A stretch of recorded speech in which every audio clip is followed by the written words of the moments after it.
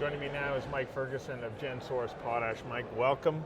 Thank you very much. You are in a sector that fascinates me because without you, we can't feed the people of the world. Tell me a little bit about Gensource Potash, and then we'll also get into the incredibly vital role that potash plays in our ability to feed people. Yeah, so as you know, potash is one of the three main fertilizer components, along with nitrogen and phosphorus. Gensource was created probably 6 years ago now to approach potash production in a different way. How so? So we're essentially turning every component of a normal potash production upside down. So we created. You got to give me a lesson here. So we created kind of a business plan that has two pillars, as we call them. The first is to be small and efficient. Yeah. The second is to be vertically integrated. So on the first one, small and efficient isn't something you used to be allowed to say in the same sentence as potash. No, it's never been small, big, and it's never been operations. efficient. Big. So, but during the process of developing our last large potash project, we started to develop some new ideas on how we could make it small, because it became very clear that the market as it stands right now of potash production is so highly controlled because it's very difficult to get into it. Yeah. And one of the primary blocks to get into the market is that large tonnage. Yeah. If you build a large project and try and enter the market with large tonnage that you have to sell, obviously, it's a very difficult situation in a market that's so highly controlled.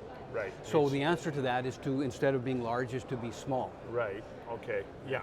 Because you take a look at the current facilities, they're huge investments. They're monsters. You know, the most recent data point we have, of course, is the K+S Bethune mine, it's called now, and it was, rough numbers, $4.5 billion to construct. It took 10 years from beginning to end. It produces, starts out at 2.8 million tons and will ramp up to 4 million tons over a long period of time. So that was the hurdle. That was the most efficient way to enter the market at the time.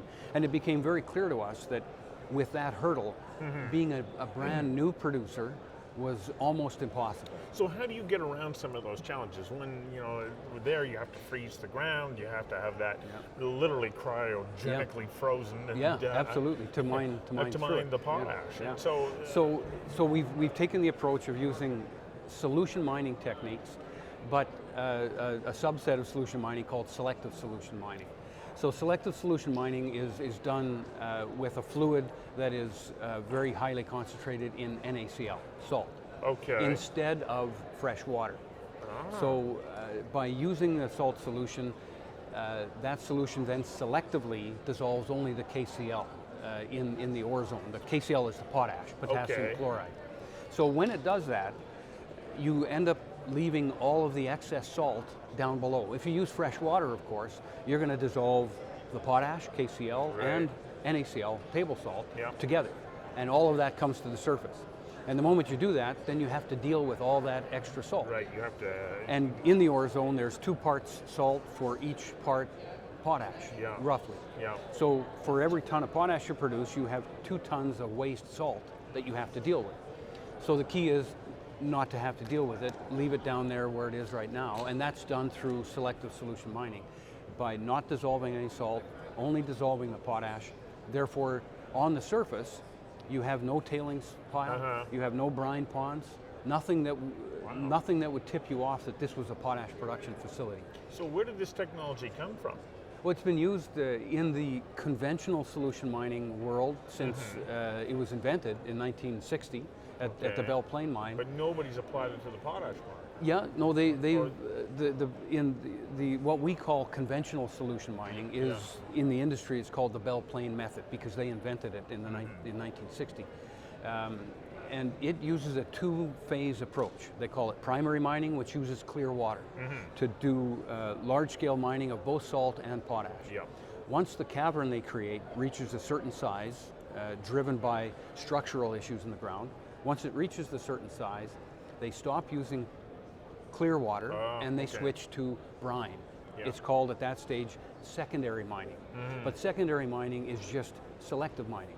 So it stops dissolving any further NaCl, salt, and dissolves only or selectively KCl, the Yeah. potash. So it's been used in a two-part process since 1960. Right. And it's been used also at a location in Utah, in Moab, Utah, by Intrepid Potash since 2004 or so. But what you're doing is a variation on the theme. That's right. So we're taking the work that Intrepid Potash did in the early 2000s, and we're taking that, I guess, to a more refined level. And what's most important is we're bringing that technique to the amazing geology of Saskatchewan, where our beds are thick and very flat lying. So the fact that they're so flat lying makes them very amenable to this type of long horizontal cavern that we'll be constructing.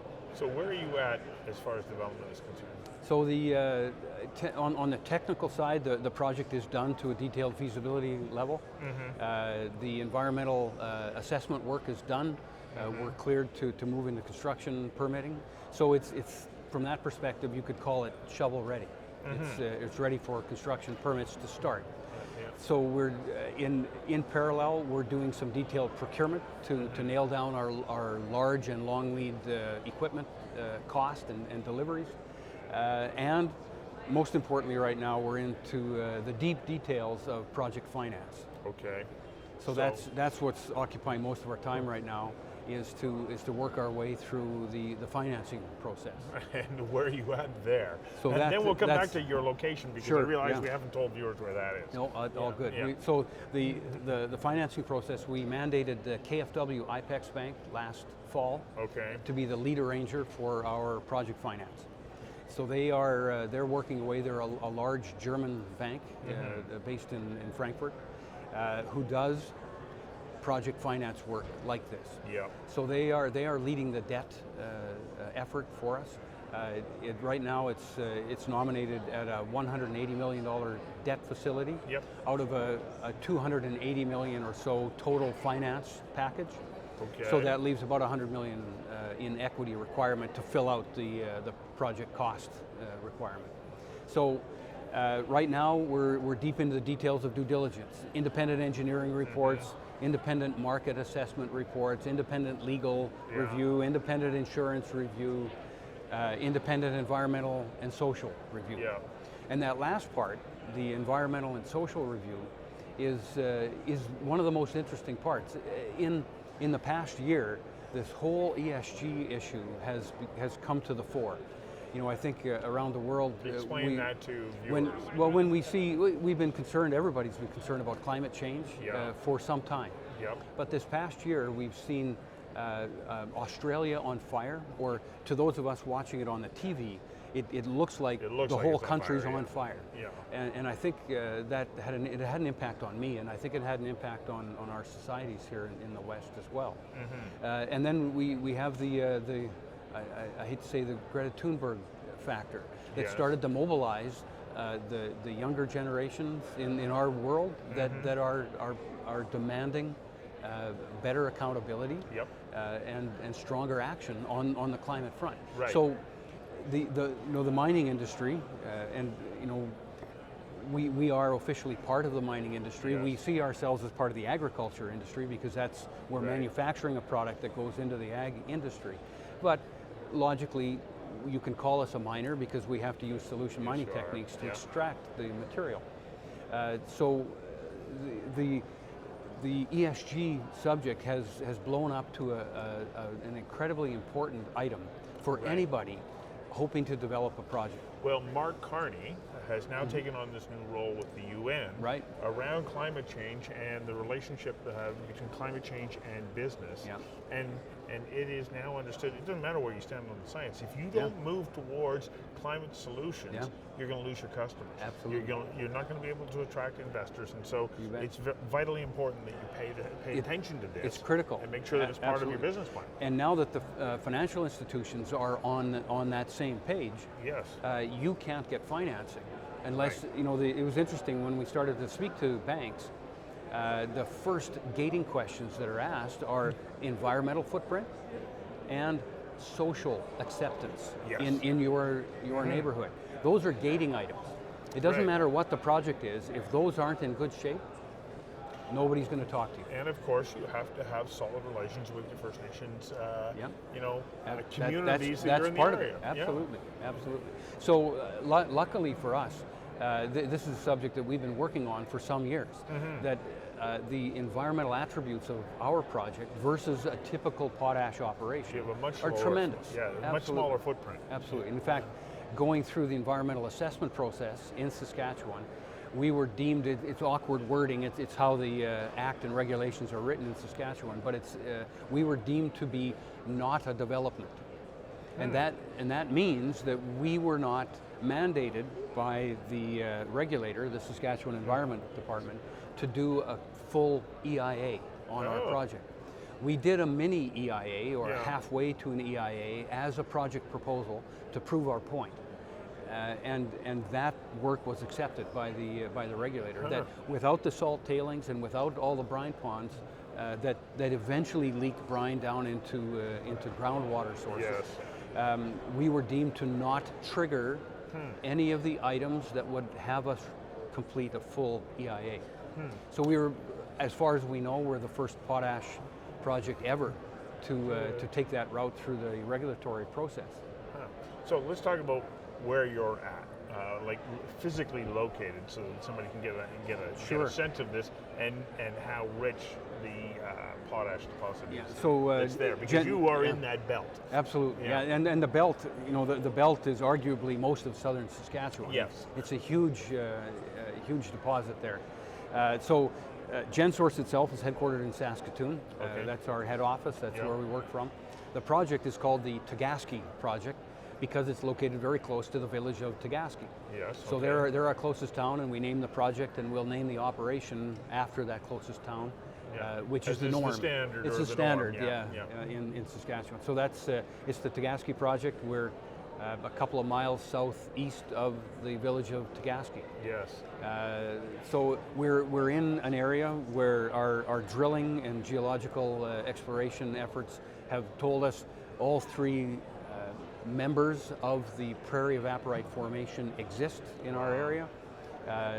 Our target formation is the topmost formation or member called the Patience Lake member. We'll start mining there, and it is thick and rich. It's north of 40% KCl on an average basis, and excellent opportunity there with the flat lying, almost zero dip. Nothing's ever zero dip, but it's very, very gentle.